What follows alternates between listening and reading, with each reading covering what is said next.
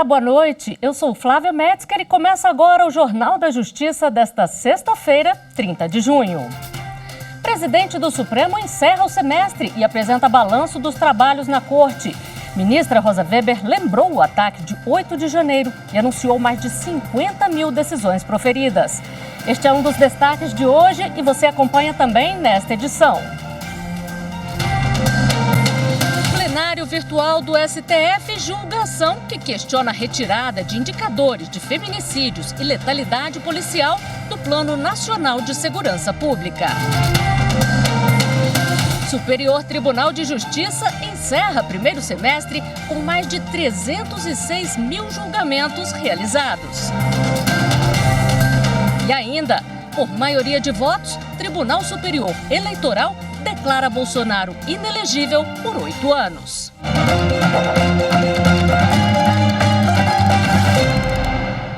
O Supremo realizou hoje a última sessão deste semestre. A presidente, ministra Rosa Weber, apresentou um balanço dos trabalhos e reforçou o papel da Corte depois dos ataques de 8 de janeiro. Confira na reportagem de Evne Araújo. A ministra Rosa Weber destacou que este foi um semestre atípico para o Supremo Tribunal Federal em função dos atos antidemocráticos do dia 8 de janeiro. A ministra reforçou, no entanto, o esforço da Corte para resguardar a democracia. Um dia que desafiou a força institucional da nossa Suprema Corte como guardiã da Constituição e também a resiliência dos nossos valores democráticos e da plena cidadania. Sabemos todos que, nada obstante esse fato insólido e criminoso, repito, a união de forças, o espírito de colegialidade, a incansável dedicação de todos à nossa missão institucional, à luz do que nos comete a Constituição da República, revelaram-se sólidos e perenes o suficiente para garantir a permanência, sem qualquer solução de continuidade, da nossa prestação jurisdicional, ao lado da reconstrução em tempo recorde das nossas instalações. Rosa Weber também apresentou o balanço de produtividade do STF. O acervo processual total do Supremo é de quase 24 mil processos, aumento de 17,7% em relação ao mesmo período do ano passado.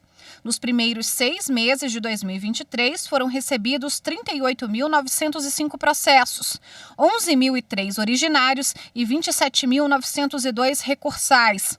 Foram realizadas 20 sessões plenárias ordinárias, 21 extraordinárias e 37 sessões virtuais. Nelas, mais de 4 mil casos foram julgados, 63% a mais que no primeiro semestre de 2022. A primeira turma julgou 2.130 casos, 7 deles presencialmente.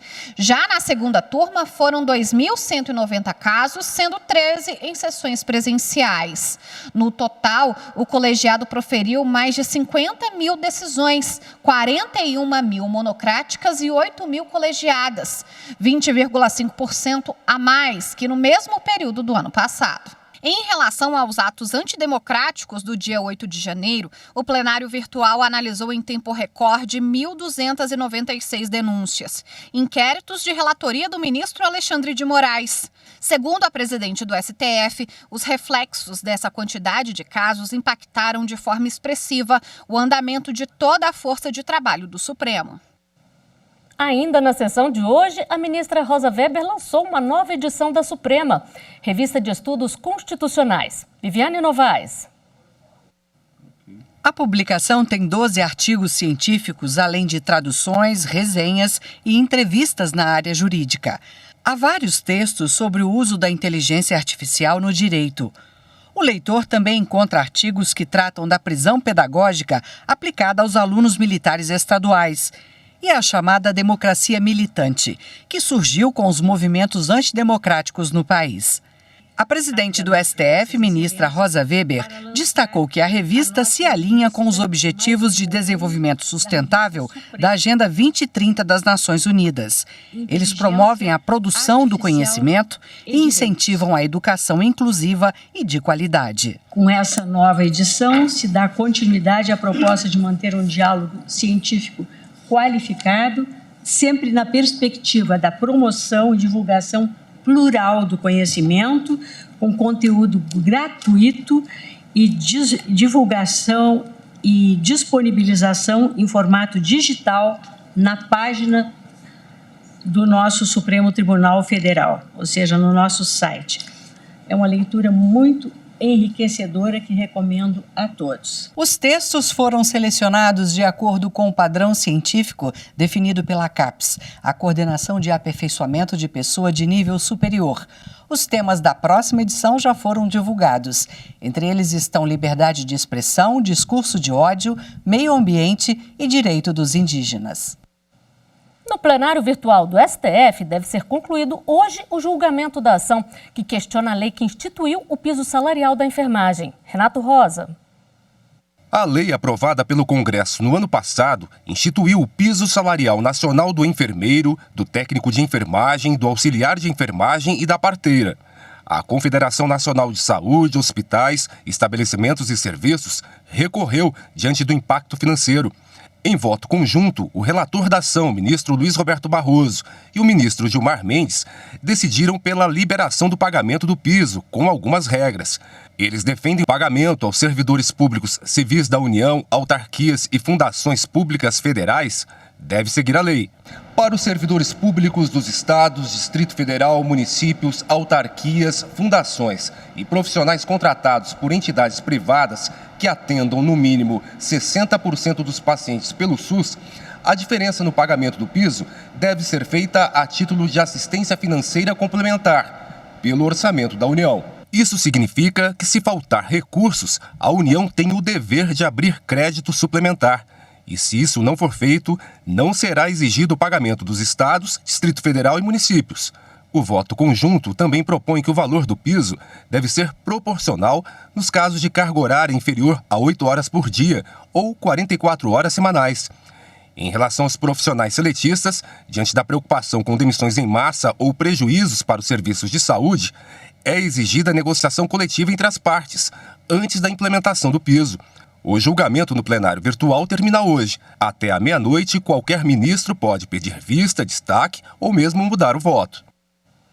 Também está em julgamento no plenário virtual uma ação que questiona a retirada de indicadores de feminicídios e letalidade policial do Plano Nacional de Segurança Pública. A repórter Marta Ferreira tem os detalhes.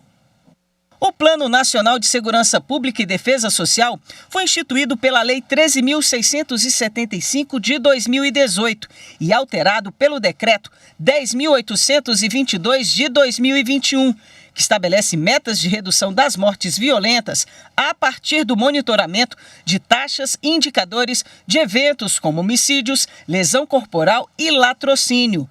Mas o plano se omite quanto aos índices anteriormente previstos de feminicídio e mortes causadas por agentes públicos. Em outubro de 2021, o Partido Socialista Brasileiro, PSB, entrou com ação no Supremo questionando a ocultação dos indicadores de feminicídio e letalidade policial. A nova versão do plano passou a classificar os crimes cometidos nessas circunstâncias como mortes violentas de mulheres e homicídios. O partido argumentou que o então presidente Jair Bolsonaro estaria agindo deliberadamente para inviabilizar ocorrências relacionadas à violência de gênero e ações letais da polícia, prejudicando o enfrentamento dessas graves questões de segurança pública. O processo está em julgamento no plenário virtual sob a relatoria da ministra Carmen Lúcia, que votou no sentido de converter o exame da medida cautelar em julgamento de mérito. No voto, Carmen Lúcia destacou que a opção do plano em agregar o feminicídio e as mortes decorrentes de intervenções de segurança pública ao grupo Mortes Violentas inviabiliza a apuração e a adoção de providência contra 2 dos mais graves problemas enfrentados pela sociedade brasileira. Afirmou que, ao inviabilizar o feminicídio no grupo de mortes violentas e traçar metas para a redução de mortes violentas de mulheres, o Plano Nacional de Segurança Pública vigente retrocede em comparação ao que se conquistou para mais eficiente combate à violência doméstica, a todas as formas de violência contra a mulher, ao respeito à dignidade da vida, à vulnerabilidade imposta por preconceito e discriminação às mulheres, na medida em que se desconsidera, ainda que justificadamente, as peculiaridades da violência de gênero, especialmente nos casos de feminicídio. Assim, a ministra Carmen Lúcia votou pela procedência da ação, determinando que o governo federal volte a incluir em 120 dias no Plano Nacional de Segurança Pública metas e indicadores de monitoramento de feminicídios e das mortes nas quais há envolvimento de policiais. Até agora, acompanharam o voto da relatora os ministros Alexandre de Moraes, Edson Fachin, Gilmar Mendes e Dias Toffoli. O ministro André Mendonça divergiu da relatora. O prazo para encerrar o julgamento é hoje à noite. STJ tem mais de 300 mil julgamentos realizados no primeiro semestre. É no próximo bloco. Até já.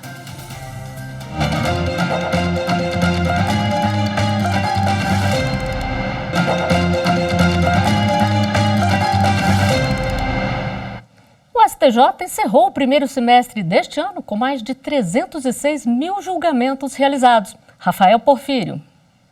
Foram 221.185 processos julgados no STJ entre 1º de janeiro e 28 de junho. Esse número sobe para 306.213 ao incluir os julgamentos dos chamados recursos internos, que são os agravos internos, regimentais e embargos de declaração. Em 6 meses, mais de 206 mil processos foram baixados aos tribunais de origem. Só na presidência do tribunal, houve 109.228 decisões e despachos.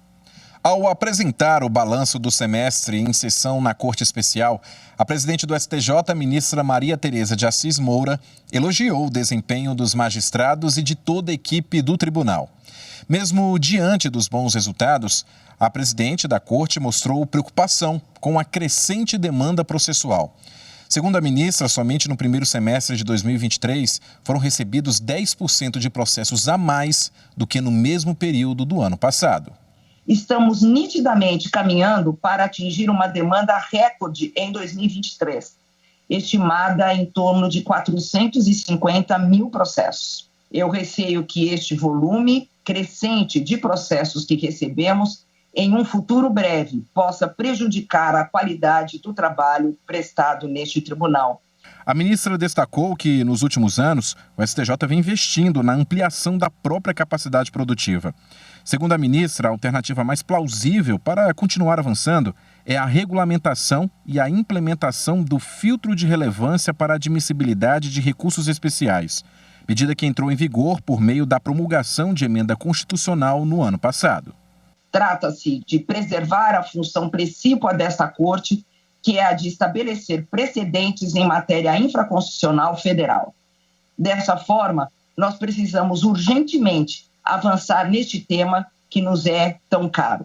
E para dar efetividade a esse novo regramento, eu conto não só com a colaboração de todos os colegas, mas também o debate que deve ser feito em torno deste tema junto à OAB e junto ao Poder Legislativo.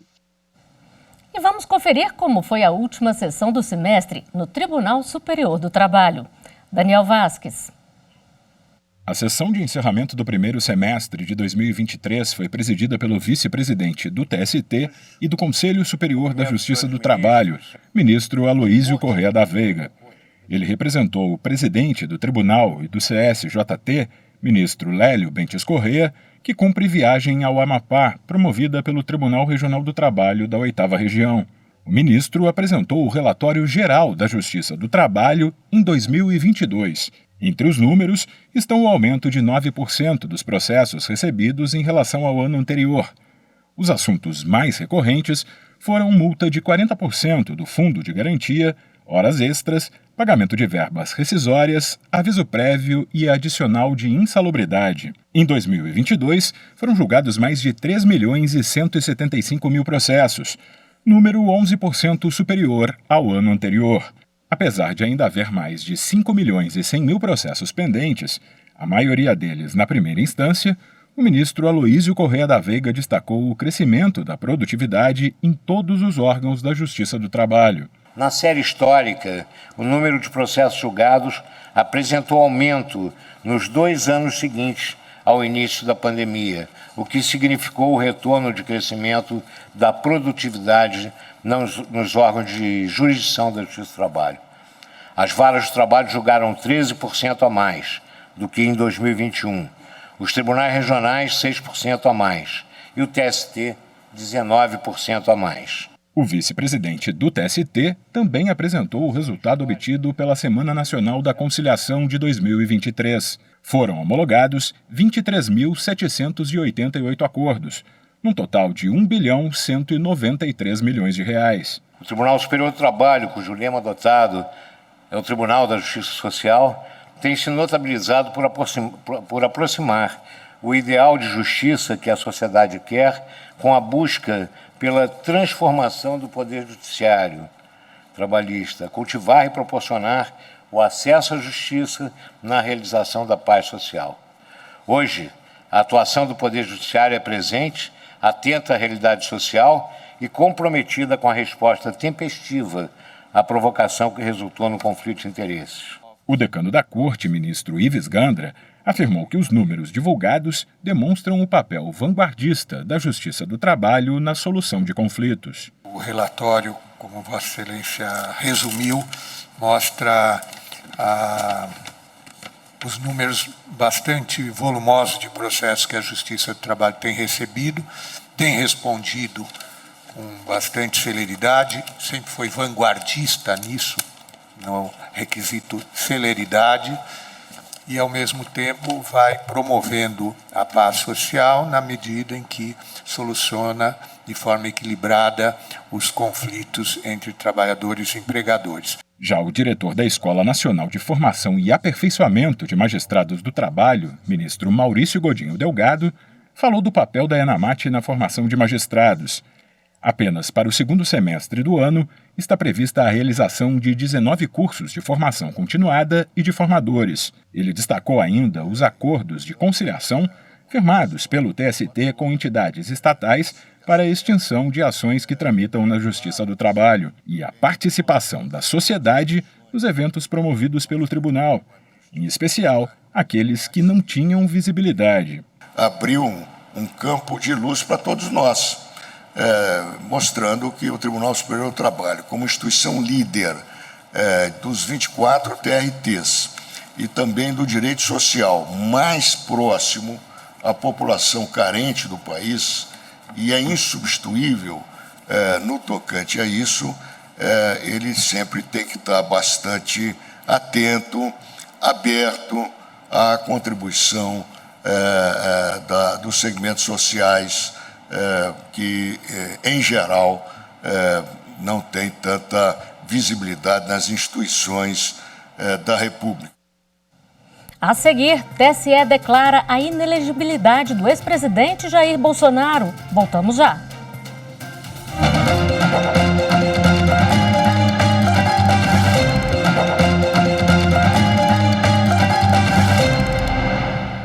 Na sessão de encerramento do primeiro semestre no TSE, os ministros declararam a inelegibilidade do ex-presidente Jair Bolsonaro. As informações com Guilherme Glória. O TSE declarou Bolsonaro inelegível no julgamento da ação de investigação judicial eleitoral protocolada pelo PDT contra o ex-presidente da República. O plenário entendeu que Jair Bolsonaro cometeu abuso de poder político e uso indevido dos meios de comunicação na reunião com embaixadores estrangeiros em julho do ano passado.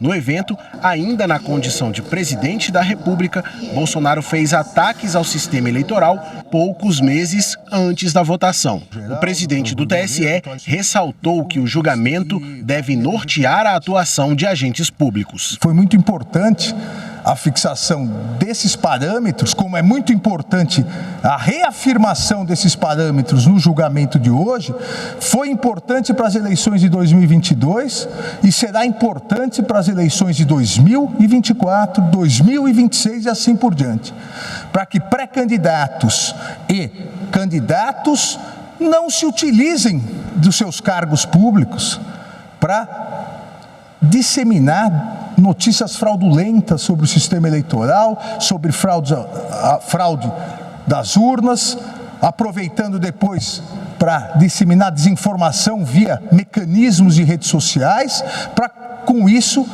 atingir o eleitor. Isso é importante, essa definição e hoje essa reafirmação é importante para a proteção da lisura das eleições e da plena isonomia entre todos os candidatos.